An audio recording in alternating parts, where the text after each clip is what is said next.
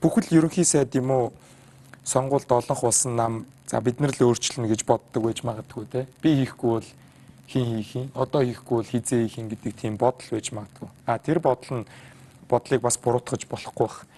Тиймэрхүү бас мессежүүдийг бас энэ засгийн газрын одоо удирдах шатны хүмүүсээс бол бас сонсч байсан. Түүхэнд үлднэ ч гэдэм үү. Эсвэл бид нар одоо энэ яг болохгүй байгаа тогтолцооны хямралыг заснаа. Би ядаж энийг заснаа ч гэдэм үү. Тэгэхээр мөнх сайхан профессор бол үндсэн хуулийг хамгаалдаг манай төрийн субъектыг та бол яг академик хүний хувьд их шүүмжилдэг. Та одоо ингээ юм болж ийн гэдэг нь тэгэхэд цэцдэр очиод гарч байгаа шийдвэр дээр гомдж байгаа нийгмийн хэсэг бол их байгаа. Ил тод шийдэхгүй байна. Нөлөөлөл орлоо гэдэг маргаан бол өнгөрсөн парламентын үед ч явсан. За цэцгийн гишүүд төсөв батлуулснаар кабинетээс орсон саналыг дэмжлээ гэдэг хардлага хүртэл явсан. Зарим хүн бол одоо тэрэн дээрээс ингээд ажил төрлөө өгсөн ч асуудал гарсан тийм. Тэгэхээр одоо манад байгаа үндсэн хуулийн цэц маань хэр сайн ажиллаж байна. Таны яг гаргасан шийдвэрүүдийг ингээд судлаад үзэхэд тийм ер нь бол бас гад биш судалж байгаа биш. Маш олон судлаачид харахад бол манай цэц маш муу ажиллаж байгаа. Нэгдүгээрт бол энэ ус төрчсөн байгууллага болсон. Ягаад тэгэхээр цэц рүү мэрэгжлийн яг үндсэн хуулийн мэрэгсэн хүмүүсээ олон болгож томилдог. Ихэнх нь дандаа ус төрчид томилдог. Тэгээд сайн ажилласан одоо цэцгийн гишүүнээ ахиж шагнаж ахаад томилдог. 3-4 удаа томилдог. Ийм тогтолцоо одоо эрхцүүд ёстой ус таанч байдгүй. Бараг байдгүй. За тэгээд цэц бол дээрээс хүний эрхийг хамгаалдаг. Цэц бол нэг одоо улс төрийн шинжтэй маргаан руу орж үндслээ огт хэлэхгүйгээр үндсөөл зөрчсөн бай зөрчөөгүй нэ гэсэн шийдвэр их ихтэй гаргадаг. Өөрөөр хэлбэл үндсэн хууль заасан үндсэн эрхүүдийг яг тухайн тохиолдолд зөрчичлөө гэдгийг одоо шалгадаг шүүх Монголд бол өнөөдөр байхгүй. Ердийн шүүх бол үндсэн хуулийг тэр болгон хэрэгэлдэг. Зүгээр хуулиудаа хэрэгэлдэг. Цэц болохоор энэ манай хариал биш гэдэг. Яг энэ юмаа бол барьж шийдэхгүй байхгүй юу? Энийг шийдэх гарцсан үндсэн хуульд өөрчлөлт оруулж болно. Эсвэл цэцгийн хуулиа яг олон улсын түвшиний зүйлээ шинжилэн найруулаад баталж болно. Заавал одоогийн үндсэн хуулийг өөрчлөхгүй энийг засах боломжтой. Биелүү хуулийн төсөл Тэмүүжин сайдын үед бол бид нар бас боловсруулад гаргацсан байсан. Харамсалтай нь бол манад яасан гэхээр цэцгийн хуулигаар яригдахаар цэцгийн гишүүд боловсруулдаг. Цэцгийн гишүүний боловсруулаагүй төслийг цэцийнхээ оруулдаг. Янз бүрээр шантаачлаад тээг тавьчихдаг. Тагнуулын хуулийг тагнуулынхан боловсруулдаг.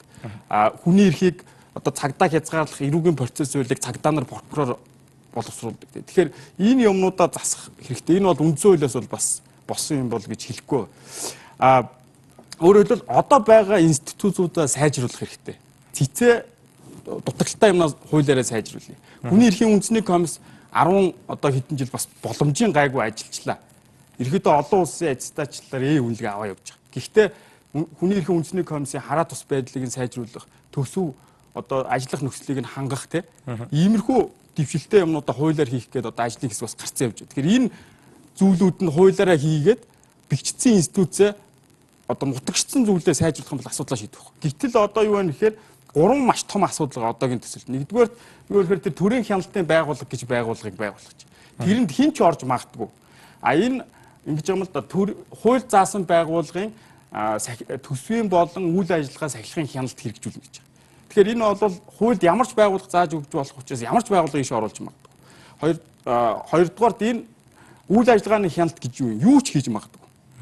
Гуравдугаард энэ үндсэн хуулийн байгууллага учраас энийг хинч хянахгүй, цэцгийн хяналтын объект байхгүй, шүүх хянахгүй байж магадгүй. Ягаад гэхээр одоо бол зарим сайд нар бүр засгийн газар ч юм уу үндсэн хууль заасан байгууллага шүүх хинж болохгүй гэдэг чинь. Тэгэхээр энэ байгууллага ямар ч хяналтгүй.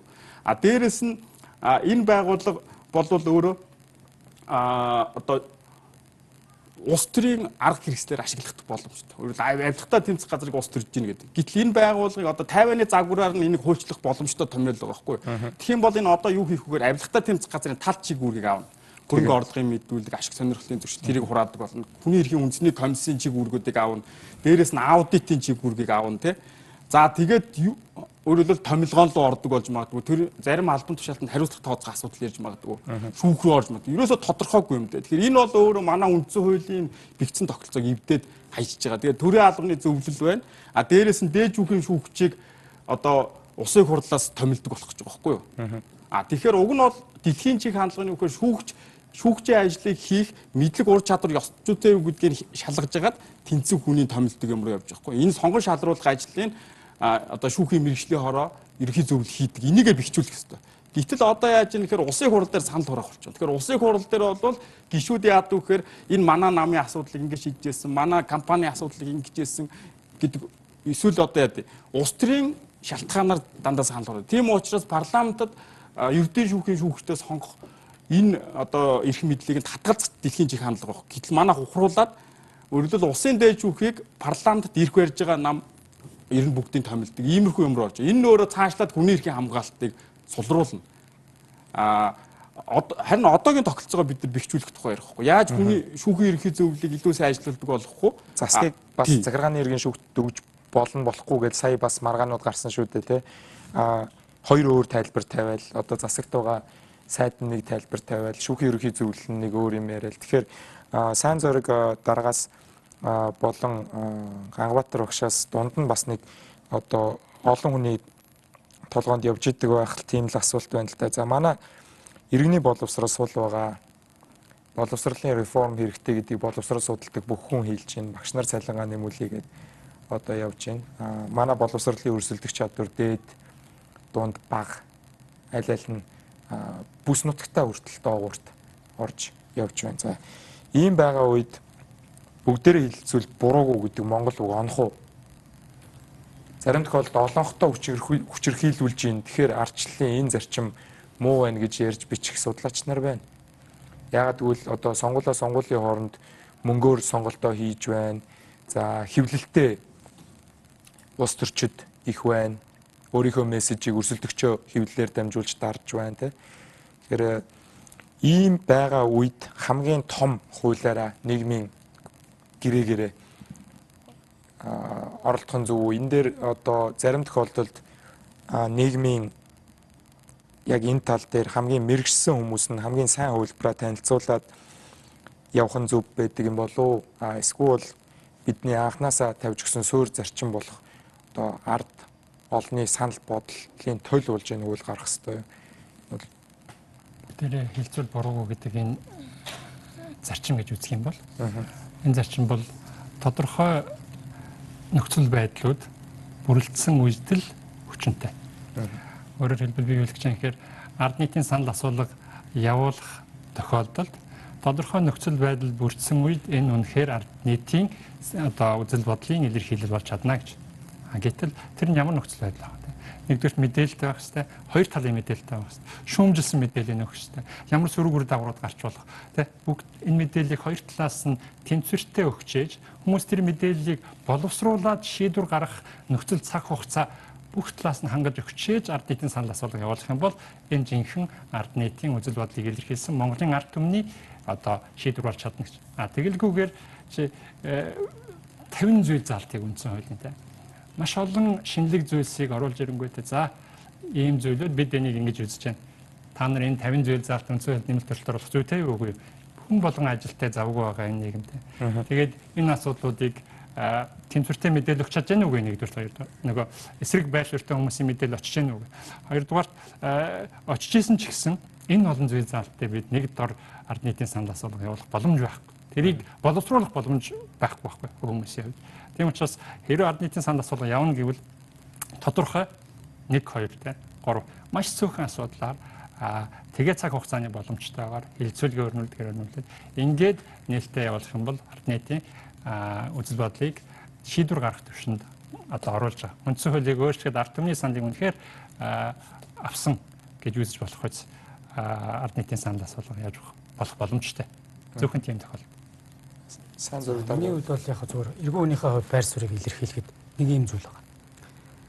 Улс төрийн нэг хүчин одоо юу гэдэг энэ дээр одоо юу гэдэг кнопороо баталчих хэмжээнд хүрчээр энийг оруулцдаг асуудал биш. Эсвэл энийг тодорхой зүгээр юу гэдэг нэг хэсэг гэдгээд эсэргүүцэж байгаа нь энийг зогсчих асуудал биш. Яг энэ одоо юу гэдэг судалгааны докторууд хэлээд байна. Үндслэл байна уу? Энэ өөрөө эргээд түрүүн бас зөвшөөрлмөө байсан. Ямар хөгжилд биднийг аваачих гэдэг. Энэ асуудлуудыг яг ард түмэндээ бас мэдээлэлтэй болох хэрэгтэй. Энэ ажлыг бас тодорхой хэмжээний одоо юу гэдэг процедурын дагуу хийх гэж оролдлого байна, санаачлаг байна гэдгийг би бас энд үнэлж байгаа. Хоёрдугаар түнцэндээ 1990 оноос хойш одоо юу гэдэг дэлхийн одоо юу гэдэг энэ эрх мэдлийн хуваарлж гэдэг юм уу одоо юу гэдэг системийн нэг системээс нөгөө систем рүү бас маш олон орн шилжсэн байна. Энэ цаг үетэйгэж ялгаагүй өнөөдөр дэлхийн 200-аад одоо бичмэл үндсэн хуулийн тэн хагас нь сүүлийн 20 жилд өөрчлөгдсөн. Эсвэл дахин бичигдсэн байдаг. Яг хөө зүгээр би энийг бол бид одоо өөрчлөх болсон гэж байгаа юм биш. Энийг ийм цаг хугацааны давтамжтай өөрчлөх ёстой гэж харж байгаа юм биш. Гэхдээ өнөөдөр маш их одоо юу гэдэг бидний одоо улс төрийн одоо үйл явдлууд харуулж байна. Өнгөрсөн жилийн хугацаанд. Мөн нөгөөтэйгүр үндсэн хуулийн энэ зүйл заал текстийг хэн ямар аргаар ямар эрх мэдлийн хүрээнд тайлбарж байгаас бол зарим үндсэн хуулийн текстүүд өгсөн. Жишээ нь одоо би тодорхой хуулиудаар одоо юу гэдэг тодорхой хэрэг маргааныг давзаалдах шатны шүүхийн шийдвэр эцсийн байна гэд заахад энийг цэц маань өөрөө эргээд хяналтын шатаар явах хэрэгтэй гэд 20 мянган төгрөгийн маргаан байсан ч гэсэн шүүхийн 3 шатаар явдаг. Энэ өөрөө эргээд нөгөө иргэний шудраг шүүхээр эрхийн зөрчсөн асуудал биш. Энэ өөрөө эргээд явсаар хагаад энэ системийн удаашрал энэний цаана юу гэхээр энэ шүүхийн тогтолцоонд итгэх хүмүүс итгэл алдах. Их зүгдээ үл итгэх байдал. Энэ бүгдээрээ энэ айдлууд алдагдуулж байна. Тэгэхээр зайлшгүй ийм одоо юу гэдэг шинжилгээ зөв алхамлуу бидэд явах хэрэгтэй. Өөрөөр хэлбэл тэр мөнх сайхан доктор хэллээ. Өнгөрсөн хугацаанд тэр Арс намын үеч тэр, Ардын намын үеч тэр аль талдаа хүлээмжшөөрөөд бас улс төрийн шийдвэрийн хувьд бол ойлголцсон.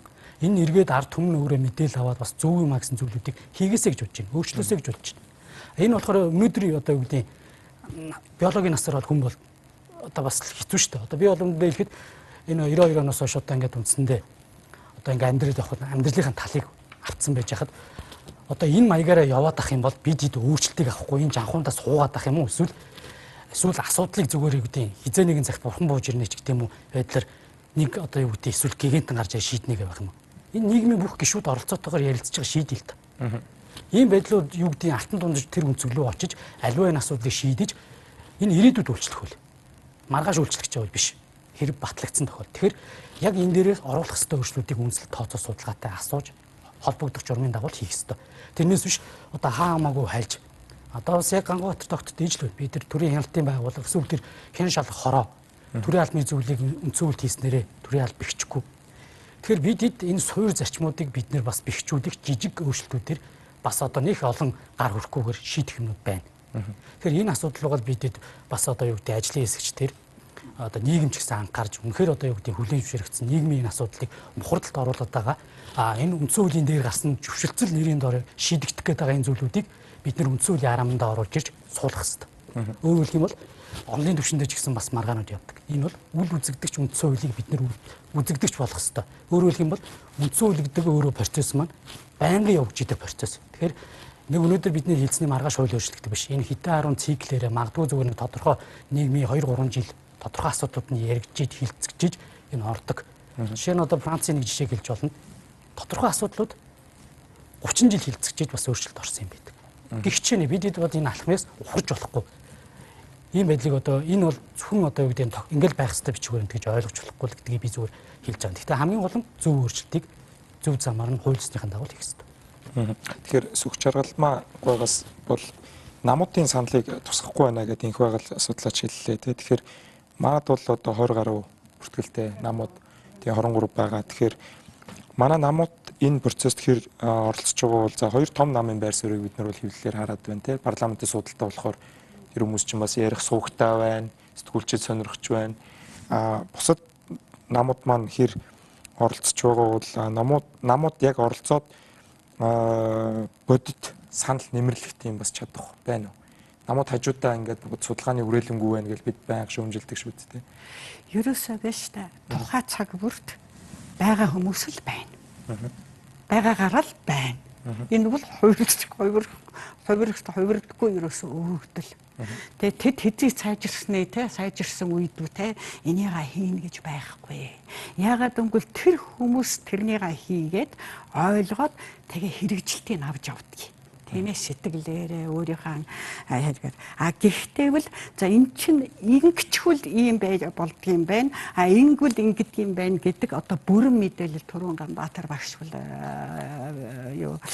хуульчвал их сайн тайлбарлаа. Тэр юмын одоо бүрэн 100%-аар бол хангаж байж ярьж байж тэгээд энийг хийж болно. За намуудын хувьд бол тэр зөвлөлдөх зөвлөлээ тэр хүрээнд явж байхад бол 4 сар 5 сар тэгэл ямагт одоо ардын намынхантай тааралдах үед бол тэрний хэлдэг юм та нарын 20 намуудын төлөөлөлтөй ажлын хэсгийг бүр тусад нь байгуулаа.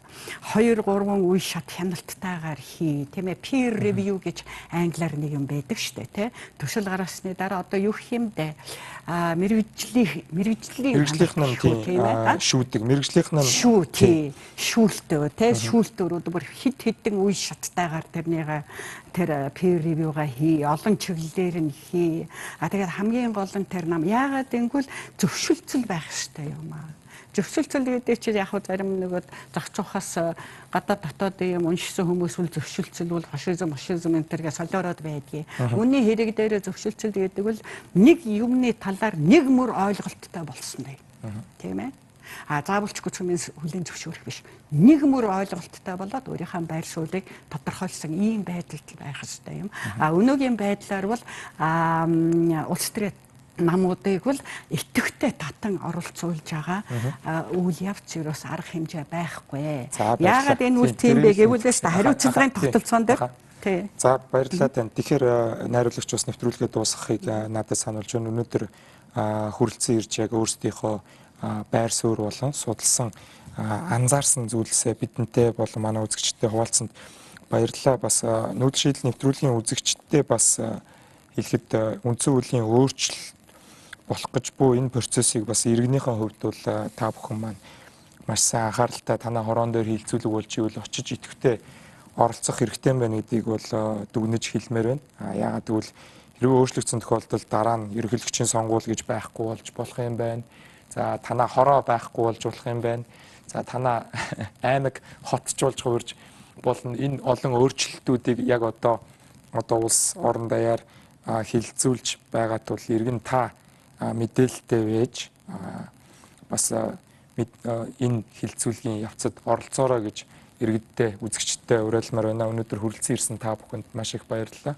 Нүүдэл шийдэл нэвтрүүлэг маань дараа 7 хоногт цоошин сэдвээр үзэгч та бүхэнтэй уулзнаа.